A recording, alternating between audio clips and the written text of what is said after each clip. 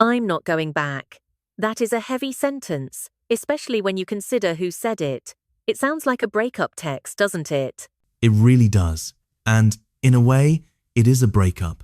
A very public, very high-stakes tech breakup. We're talking about Marc Benioff, the CEO of Salesforce, effectively dumping ChatGPT. Right. And this isn't someone who just dabbles in AI. Benioff has been a daily user of ChatGPT for 3 years. He's been one of the loudest evangelists for enterprise AI. And then, out of nowhere, he spends 2 hours with Google's new Gemini 3 and decides publicly, on X, that the world has changed again. That's the phrase that got me. The world just changed again. We hear that a lot in tech. Usually it's marketing fluff. But coming from Benioff, specifically regarding Google, that hits different. You have to remember the context here. Salesforce isn't just a neutral observer. They have massive, strategic partnerships with OpenAI and Anthropic. Exactly. That's what makes this so awkward. Imagine having a business partner and then going on social media and shouting, "Hey, this competitor's product, it's actually way better than what my partners are building." It's bold, but let's dig into why. What exactly did Gemini 3 do in those 2 hours to convince him to switch camps? It seems to be the all-in-one nature of it. Benioff specifically called out the reasoning, the speed, and the multimodal capabilities, images and video as insane. He feels that Gemini 3 has finally cracked the code on being a true daily driver. That term daily driver is interesting.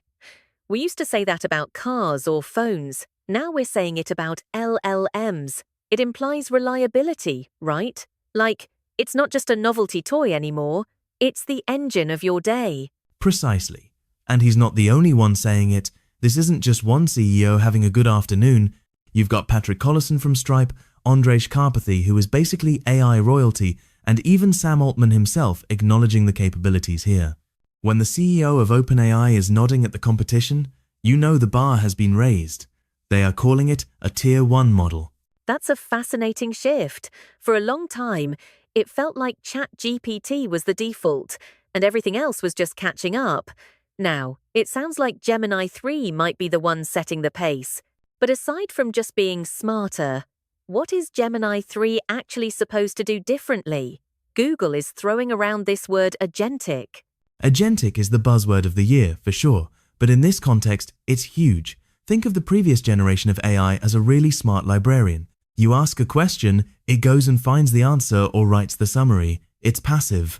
An agentic model is more like an intern or a project manager. It doesn't just retrieve, it does. So, instead of asking, "How do I code this app?" you tell it, "Code this app, test it, and fix the bugs." Exactly. Google and DeepMind are framing Gemini 3 as their most powerful coding and agentic model yet. And because it's Google, they have a terrifying advantage: integration. If this model can see your Gmail, access your Drive, look at your calendar, and run code on Android, that friction we usually feel when using AI tools, it disappears. That's the ecosystem lock-in. And that's probably why Benioff was so shaken. If the reasoning is better and it's integrated into the tools businesses already use, the utility curve just goes vertical. But does this make you worry about the speed of this race? It does. Think about it. Benioff was loyal to ChatGPT for 3 years. That's an eternity in AI time, and it took just 2 hours of using Gemini 3 to break that loyalty. That tells us that brand loyalty in AI is incredibly fragile. We are all just mercenaries, jumping to whoever has the smartest model this week. It's terrifying for the companies, but amazing for the users. It forces OpenAI, Anthropic, and Google to keep pushing. It's an arms race where the weapons are reasoning capabilities. But I have to ask, do you think this is a permanent shift for Benioff, or will he switch back when GPT-5 drops? That's the billion-dollar question. The moment OpenAI releases their next big leap, Benioff might tweet, "I'm back." But I think there's a deeper point here. The fact that Gemini 3 has caught up and arguably surpassed the current leaders in reasoning and video means the gap is closing. We aren't in a monopoly anymore. We are in a knife fight. A knife fight where the knives can write code and generate video. Right. And for enterprise leaders, this creates a massive headache. Do you build your company's infrastructure on OpenAI, on Claude, on Gemini? If the best model changes every 3 months, how do you build a stable strategy? You probably don't. You build for flexibility. You build so you can swap the engine whenever a faster one comes along. Which is exactly what Salesforce might have to do.